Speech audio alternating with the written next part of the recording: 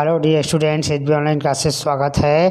Chhattisgarh board कक्षा 12वीं का बिजनेस स्टडीज़ व्यवसाय अध्ययन का मोस्ट इम्पॉर्टेंट क्वेश्चन करने जा रहे हैं दोस्तों। ये सेकेंड पार्ट है। इसके पहले मैंने पहले पार्ट में क्वेश्चन 1 से लेकर 18 तक को सॉल्व किया था। इसमें से 40 से 60 नंबर तक के प्रश्न आने की संभावना है। 3 सेट लीक पेपर है। ये बहुत सारे बोर्ड से चुराया गया प्रश्न इसमें लिया गया है, साथ ही इम्पोर्टेंट क्वेश्चन भी है। तो आपको इतने प्रश्नों को अच्छे से रट के जाना है, पढ़ के जाना है। CG बोर्ड का, माध्यमिक शिक्षा मंडल का है ये। तो आइए शुरू करते हैं वीडियो। जनता के समक्ष, ये जो है सेकंड पार्ट है दोस्तों, है ना, 12th का, जैसे कि मैंने बता दिया। ये 12th क्लास है, बिजनेस यानी व्यवसाय अध्ययन का। ठीक है, व्यवसाय अध्ययन करने जा रहे हैं। इसके पहले अपन ने पहला पार्ट किया था, ये सेकंड पार्ट है। ठीक, जनता के समक्ष कपटपूर्ण या मिथ्या प्रस्तुतिकरण क्या है?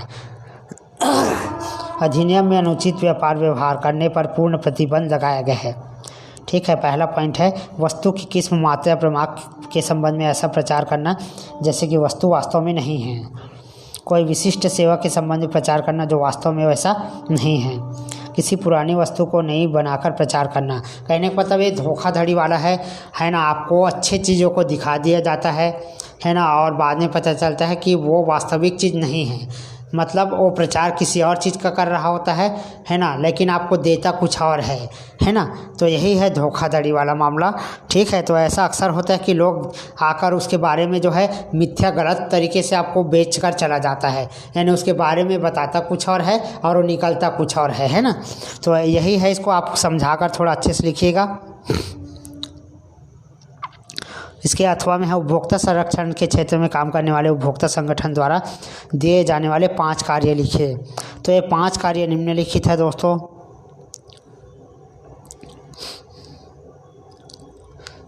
पहला है सरकार की सहायता करना। तो उपभोक्ता संगठन का कार्य होता है सरकार की सहायता करना। शॉर्ट में लिखिएगा। उपभोक्ताओं को शिक्षा प्रदान करना।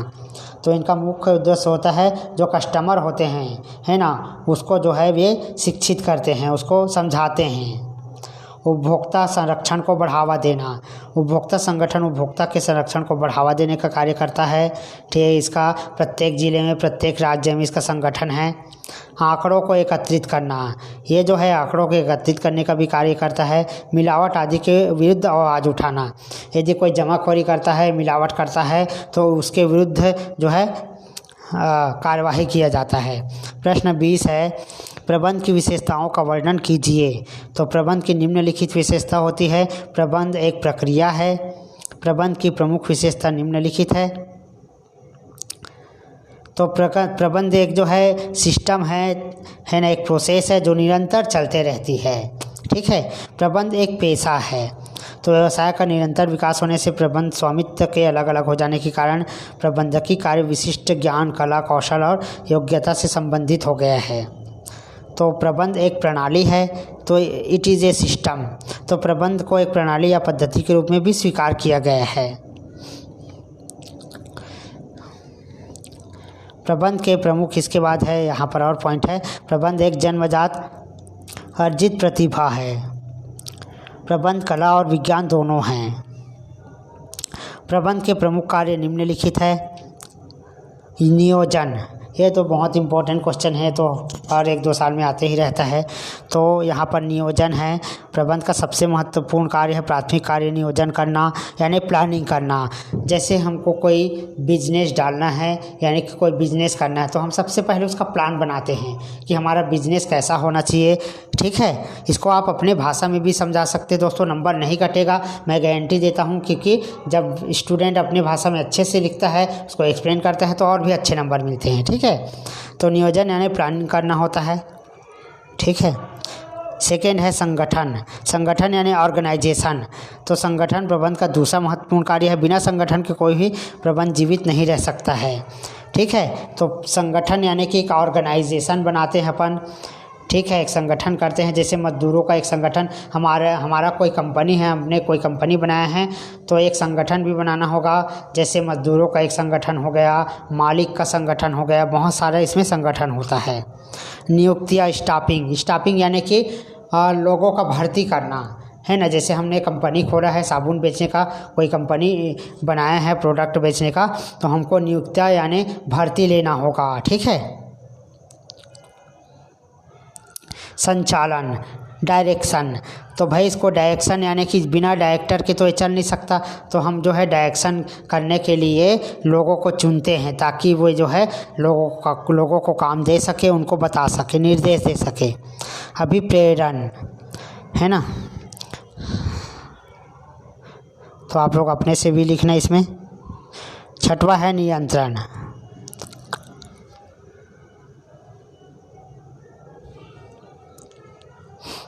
सातवां है समन्वय। एक वित्तीय एवं अवित्तीय प्रेरणाओं में अंतर लिखिए। तो वित्तीय और अवित्तीय प्रेरणाएं निम्नलिखित है। अर्थ है वित्तीय प्रेरणाएं प्रायः कर्मचारियों की शारीरिक तथा सुरक्षा आवश्यकताओं को संतुष्ट करने में सहायक होती है। अवित्तीय प्रेरणाएं मनुष्य में उच्च स्तरीय आवश्यकताओं जैसे सामाजिक सम्मान और आत्म प्राप्ति की आवश्यकताएं आदि को संतुष्ट करने में सहायक होती है। इन्हें मुद्रा के रूप में मापा जा सकता है, इन्हें मुद्रा के रूप में मापा नहीं जा सकता है क्योंकि वित्तीय प्रेरणाएं क्या होती है, ये जो है हमको सुरक्षा प्रदान करती है, ठीक है। जबकि अवित्तीय प्रेरणा क्या होती है, ये हमारा सम्मान, हमें सम्मानित करता है, आत्म प्राप्ति की देता है, ठीक है। नोट कर लीजिए। इसके बाद है अभिप्रेरणा की विशेषताएं लिखिए। तो अभिप्रेरणा एक सतत प्रक्रिया है।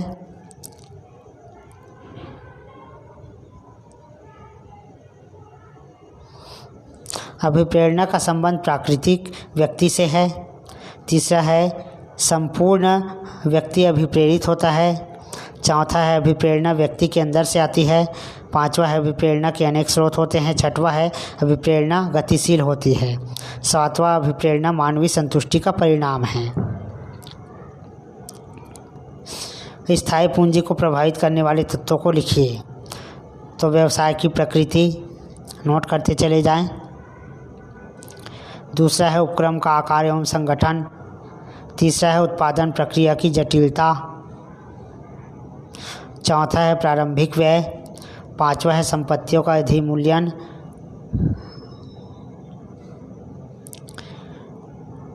अथवा लाभांश नीति को प्रभावित करने वाले तत्व लिखिए।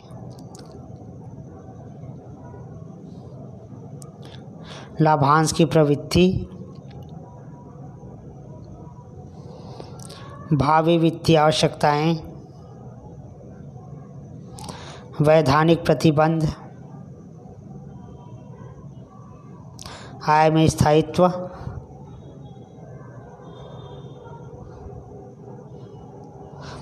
नियोजन का केंद्र बिंदु। प्रश्न 23 है प्रबंधन द्वारा नियोजन करते समय किन लक्ष्यों को ध्यान में रखना चाहिए। तो नोट कर लीजिए दोस्तों। उधर का एक्सप्लेन किया था, इधर का नहीं कर पाऊंगा क्योंकि वीडियो की लंबाई बढ़ जाएगी थोड़ी। आप लोग क्वेश्चन नोट कर लीजिए।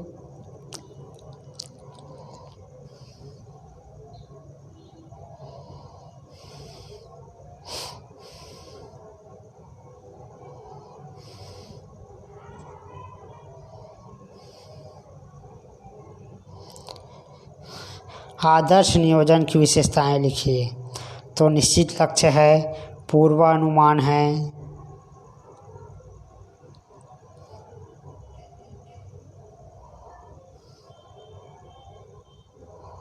श्रेष्ठ विकल्प का चुनाव है, सर्वव्यापकता है, लोचता है, निरंतरता है। 24 क्रियात्मक संगठन के दोष लिखिए। जिसके निम्नलिखित दोष हैं।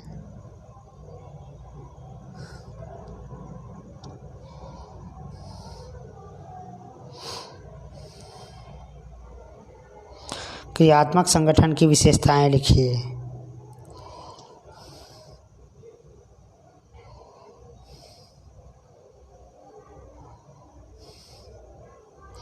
व्यवसाय के दृष्टिकोण से उपभोक्ता संरक्षण का महत्व लिखिए।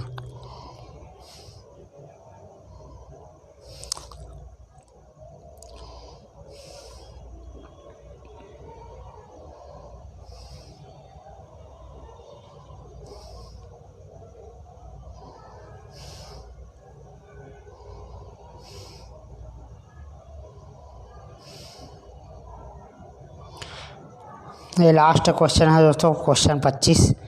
इसके बाद ये समाप्त। इसके बाद अपन अकाउंट का देखेंगे। इसके पहले हिंदी इंग्लिश सबका अपलोड हो चुका है, सभी वीडियो को ज़रूर देखना है आपको। व्यवसाय का, इकोनॉमिक्स, अकाउंट का अपलोड होने वाला है।